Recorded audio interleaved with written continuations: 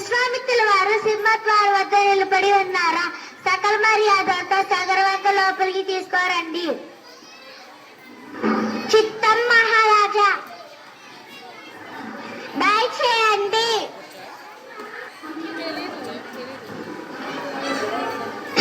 ఆయుష్మాన్ బాబా, ఆశీర్వాదాలు కండి. మహానుభావులు ఊరుకనే రారు. ఏ పని మీద వచ్చారో సెలవివ్వండి. మహారాజా, రఘువంశంలో జన్మించిన నీవు ఆడిన మాట తప్పవని నేను ఇక్కడికి వచ్చాను. సంతోషించకుండా చెప్పండి. లోక కళ్యాణార్థం మేము చేస్తున్న యాగాలకు రాక్షసులు అడ్డుపడుతున్నారు. వారిని వధించడానికి మీ పుత్రుడైన రాముడిని మాతో పంపు మహారాజా. ఏంటి రాముడినా? ఆయన ఇంకా పసిబాలుడే. విద్యలో అంత అనుభవం లేదు. కావాలంటే మీతో నేను వస్తాను. దశరథ, నేను అడిగింది నిన్ను పంపమని కాదు, నీ పుత్రుడైన రాముడిని పంపమని. ఆడిన మాట తప్పవు. సూర్యవంశంలో ఆడిన మాట తప్పవని నేను నీ సహాయం కోరి ఇక్కడికి వచ్చాను. శాంతించ మహారాజా, శాంతించండి. పుత్రుడైన రాముడిని పంపించి మీ మాత్రం నిలిపెట్టుకోండి. అప్పుడే రాముడి గురించి లోకానికి తెలుస్తుంది. నాదొక చిన్న విన్నపం. రామలక్ష్మణులు ఒకళ్ళు లేకుండా ఒకళ్ళు ఉండలేరు. అందుకనే రామలక్ష్మణులు మీతో చెప్తున్నారు. రాముణ్ణి పంపించండి.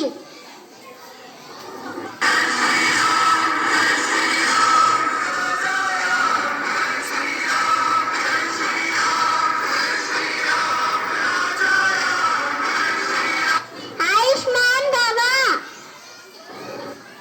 లక్ష్మణులు నా ఆరోపణ రామలక్ష్మణుల పట్ల జాగ్రత్త వహించండి మహర్షి. మీరు చింతించకండి మహారాజా. ఆయుష్మాన్ బాబా,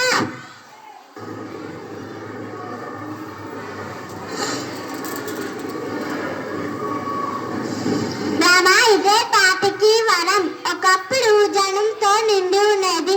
తాతకి అనే రాక్షసి వల్ల అడవిగా మారింది.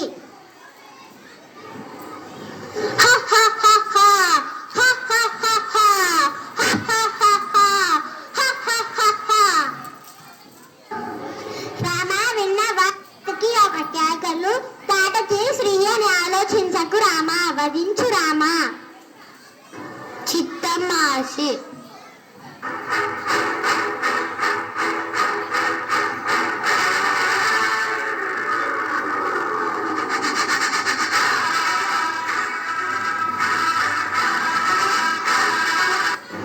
రామా, వచ్చిన పని పూర్తయింది. మిథిలా నగరంలో జనక మహారాజు కుమార్తె అయిన సీత స్వయంవరం ఏర్పాటు చేశారు. ఆహ్వానం అందింది. వెళ్దాం పదండి. చిత్తం మహర్షి.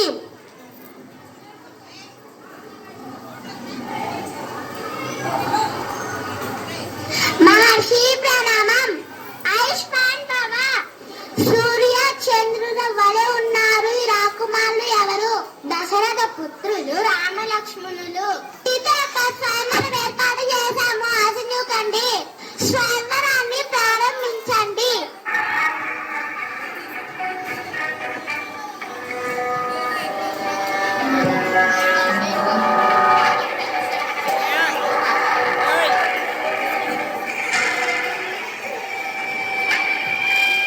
శివధనుస్సును సాధించే వీరుడే లేడా ఈ సభలో? రామా, మీరు ప్రయత్నించవచ్చు కదా. చిత్తం మహర్షి.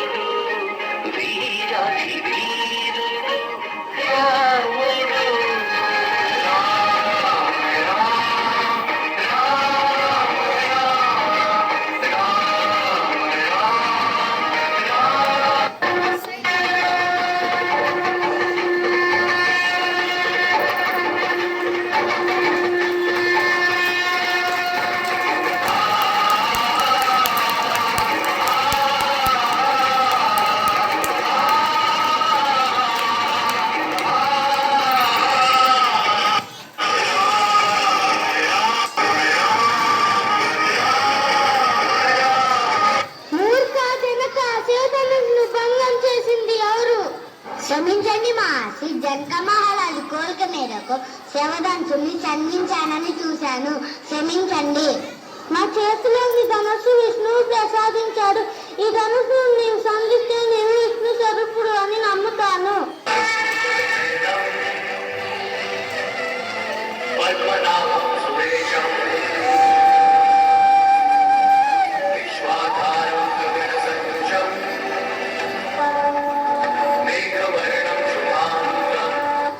క్షమించు తండ్రి. మహారాజా, ఇంకా ఆలస్యం ఎందుకు? రాముడికి సీతకు, లక్ష్మణుడికి ఊర్మిళతో, భరతుడికి